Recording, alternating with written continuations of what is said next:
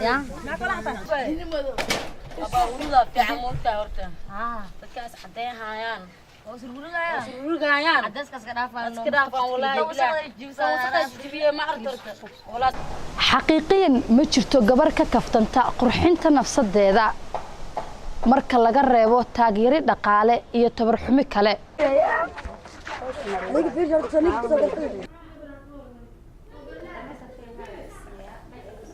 يعني ميك اب قفك يعني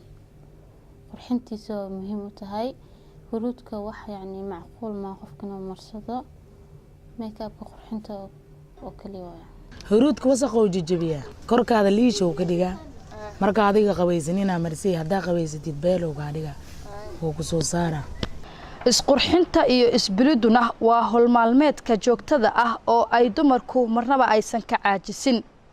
tani waa xirmo xiiso leh oo aan ugu guurgalayno daawo dhaqameedka iyo kuwa midabka dumarka bedela qalbigay kuma jiro inay iscadeeyo haddana ida iscadeynaysaaba u jeedaaba inay fiicneen ha iska dhaaftaan dheelay sida waqtiga iyo waayuhu ay isku bedelaan ayay haddaba isku bedelaan ashaqiyada isqurxinta ee dumarka halkani waa goob lagu qurxiyo haweenka waxaana laga helaa daawooyinka midabka dooriya waliba kuwa ugu dambeeyay ee soo baxa waayadan goorma bilowday isticmaalka make upka muddo 2 sano ka hor ayaan isticmaalay ka hor intaadan make upka baran maxaa isticmaali jirtay waxyaabo waxaan isticmaal jiray huruudoo kale qasilkoo kale ayaan wajiga ku qurxisan jiray maxaa isbedelay marka aad make upka mara make upka wax badan ay isbedelay wajiga hadda waxa ka muuqda ujeedaa saas awal ma ahaan jirinba laakiin hadda ka fiican tahay adna la jeedaa soo maaha qarash huruudi iyo make up keban kulli kharashka make upka waa iska yarihay huruudaani markii hore la badneed maxaad kula talin lahayd markii gabdhaha aan make up marsan waxaan kula talin lahaa inay make upka iska marsadaan sida wajigooda ugu nuuro oo ugu qurux badnaado inay marsadaan make upka dhanka kale xabiibo dheerey waxa ay ka mid tahay gabdhaha wali isticmaala daawo dhaqameedka sida huruuda labeenta iyo qasliga iyadoo ay ii sheegtay in aysan ba ka caagin isticmaalka daawooyinka midabka aan bedelin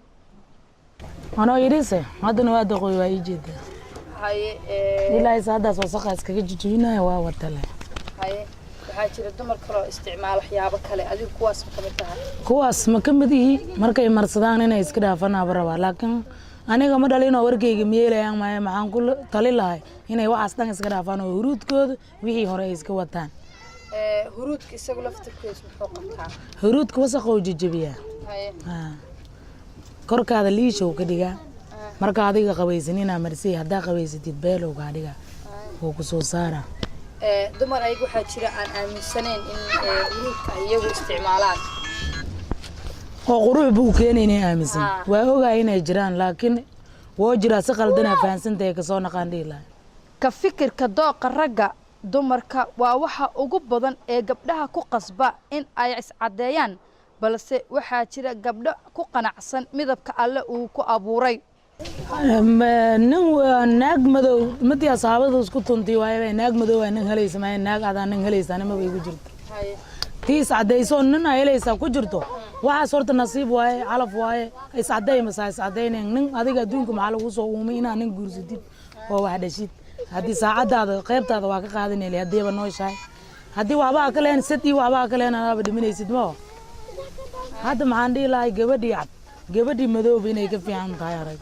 haddii aad rag tahay waa kuma midabka koowaad ee aad ku xulan lahayd lamaantaada